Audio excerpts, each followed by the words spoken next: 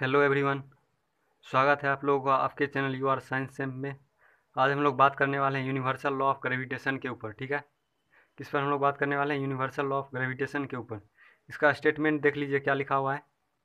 Every particles in the universe attract every other particles with a force which is directly proportional to the product of their masses and inversely proportional to the square of distance between them. ठीक है, दो particle है, पहले का मास है m1 और दूसरे का है m2। ये दोनों r डिस्टेंस पर सेपरेटेड हैं। ठीक है, हम लोग डिस्टेंस मानेंगे सेंटर से, तो यहाँ इसका सेंटर यहाँ हो गया, इसका सेंटर ये, इन दोनों के बीच का डिस्टेंस क्या है r।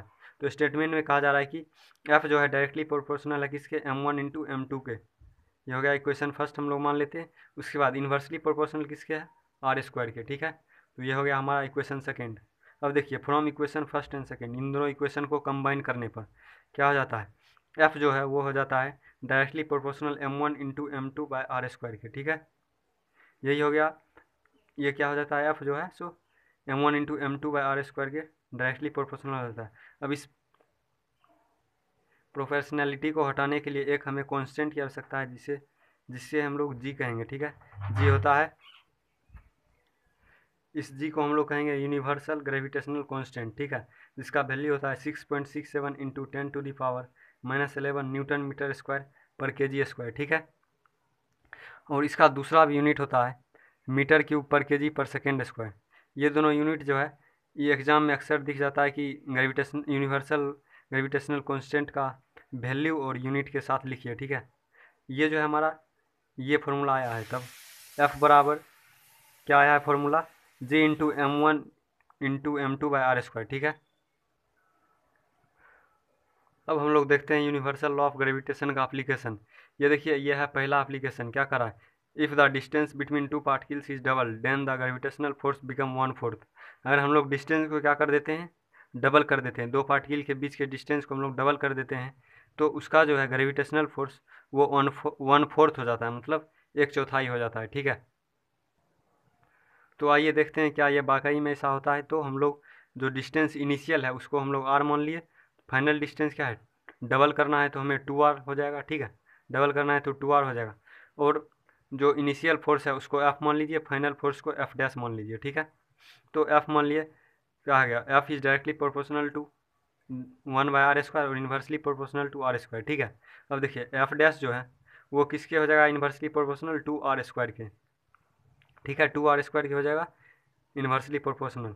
अब देखिए ये दोनों, ये इसे मान लीजिए इक्वेशन फर्स्ट, इसे मान लीजिए equation second.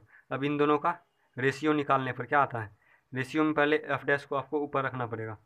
F dash by F बराबर क्या हो जाएगा, 1/2r²। एफ डैश का वैल्यू कितना है, 1/2r²। ठीक है, इंटू, अब एफ का वैल्यू ये पलट जाएगा।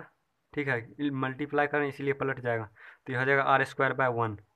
देखिए 2r² क्या हो जाएगा, 4r², 2r का होल स्क्वायर था तो ये क्या हो जाएगा 4r²।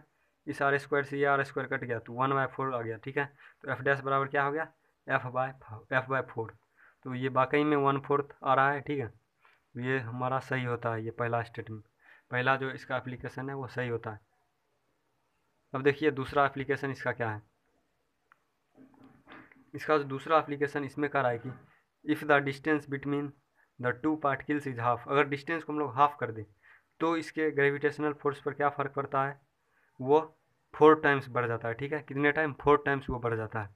तो हम लोग इनिशियल डिस्टेंस को क्या मान लिए, r, फाइनल डिस्टेंस क्या हो गया, r/2। ठीक है, r/2 हो गया फाइनल डिस्टेंस हमारा। अब देखिए हम इसमें क्या हो जाएगा, f जो है इन्वर्सली प्रोपोर्शनल r² के हो जाएगा, f डैश किसके हो जाएगा, इन्वर्सली प्रोपोर्शनल r/2 का होल स्क्वायर। ठीक है, अब इसे आप पूरा सॉल्व करिएगा तो क्या हो जाएगा, f dash proportional to 1/r²/4। ठीक है, अब ये जो 4 है ये ऊपर चला आएगा, यहाँ पर क्या हुआ, ये जो है r है ऊपर ऊपर चला गया तो क्या हो गया, f dash directly proportional to 4/r²। ठीक है, डायरेक्टली प्रोपोर्शनल टू 4/r², इसे मान लीजिए इक्वेशन 2 और इसे मान लिया इक्वेशन 1। तो देखिए f डैश बाई एफ बराबर क्या हो जाएगा, 4/r² इंटू r²/1। ठीक है, इस r² से ये r² कट गया तो बचा कितना, 4। तो f डैश बराबर क्या हो गया, 4f। ठीक है, तो ये जो स्टेटमेंट कर रहा है, ये देखिए, ये जो स्टेटमेंट कर रहा है ये भी सही होता है, क्योंकि 4 टाइम्स कर रहा था, तो ये हो जाता है फोर्स जो है वो 4 टाइम्स हो जाता है इनिशियल के, तो ये 4 टाइम्स हो गया है। तो यही था हमारा यूनिवर्सल ग्रेविटेशनल कांस्टेंट का पूरा थ्योरी, ठीक है। ये देखिए, अब हम लोग नेक्स्ट क्लास में बातें करेंगे, ठीक है। तब तक के लिए बाय।